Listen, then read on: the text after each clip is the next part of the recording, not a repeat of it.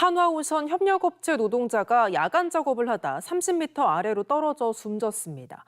노조는 조선소 모든 사업장에 작업 중지권을 발동하고 안전 점검을 벌이고 있습니다. 정성호 기자입니다. 거제시 아주동 한화오션에서 40대 노동자가 건조 중인 선박 상부 30m 높이에서 떨어져 숨졌습니다.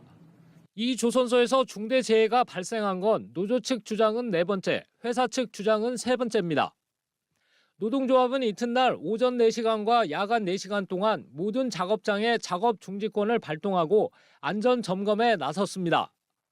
작업 중지권은 중대재해가 발생했을 때 작업을 중지시킬 수 있는 법률상 권리인데 대우조선지회는 단체 협약을 통해 노조의 작업 중지권을 보장받고 있습니다. 숨진 노동자는 주간 작업에 이어 야간 작업을 하다가 사고가 난 것으로 알려졌습니다. 라싱 브릿지 탑재라는 많은 인력이 필요한 작업이고 주간에도 위험한데 야간에 이 작업을 시켰다는 것은 명백한 살인이라고 좀 보고 있고요. 노조는 또 무리한 작업 지시가 있었는지 조사하고 있습니다. 협력업체 관리자가 이러다가 정말 사고라도 나면 어쩔 거냐.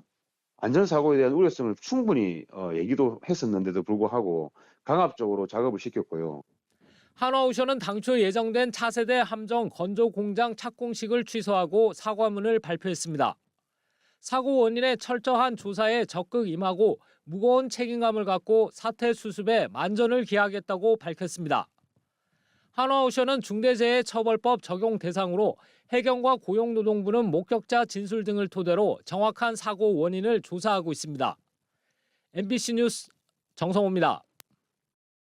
한화오션이 대우조선해양을 인수한 지 7개월 만에 폭발 사고로 노동자 1명이 숨지는 중대재해가 발생했습니다. 노동단체들은 안전보건 시스템 후퇴가 원인이라며 책임자를 구속하라고 요구하고 나섰습니다. 정성호 기자입니다.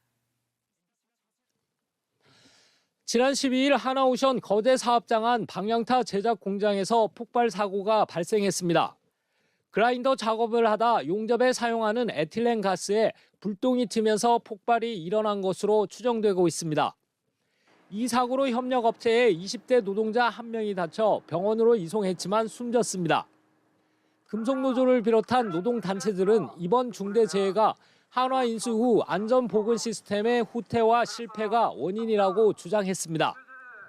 안전보건 현장 인원의 부족으로 대응 능력이 붕괴되고 특별한 대책도 없는 상황이라고 지적했습니다. 사고 후 재발 방지를 위한 노사의 노력은 후퇴한 상황에 놓였으며 결국 이러한 가정들이 이번 중대재해로 이어진 것이다. 특히 원인 규명과 재발 방지를 위해서라도 전사적인 조사가 필요하다는 입장입니다.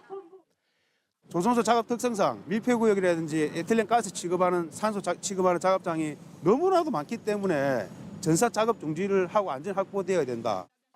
노동단체는 이 밖에도 경영 책임자 구속 수사와 특별 근로 감독, 안전진단 노조 참여, 현장 목격자 검사와 치료 등을 요구했습니다. 이에 대해 한화오션은 안전보건 인력은 지난 2021년보다 16명이 늘었고 사업장 안전 확보를 위한 투자도 2022년 이후 해마다 300에서 600억 원씩 확대하고 있다고 밝혔습니다. 부산지방고용노동청은 지난 12일 사고가 난 한화오션의 해당 공장에 대해 작업 중지 명령을 내리고 중대재해처벌법 위반 여부를 조사하고 있습니다. MBC 뉴스 정성호입니다.